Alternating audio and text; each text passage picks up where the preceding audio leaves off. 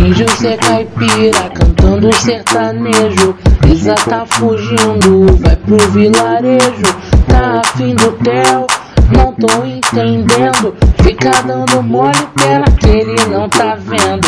Joaquim querendo a Manuela e o Felipe sonhando com a Isabela. Júlia já falou que o André é só dela. Priscila tá sozinha e ninguém liga pra ela, vai.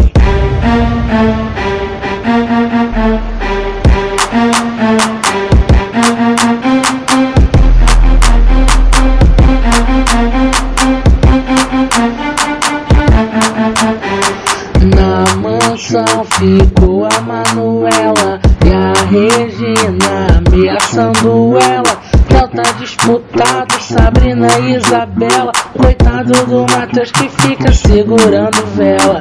Dori sempre esquecendo de tudo. Isa tá cantando, melhor botar no mudo. Ela vai entrar na banda da Manuela.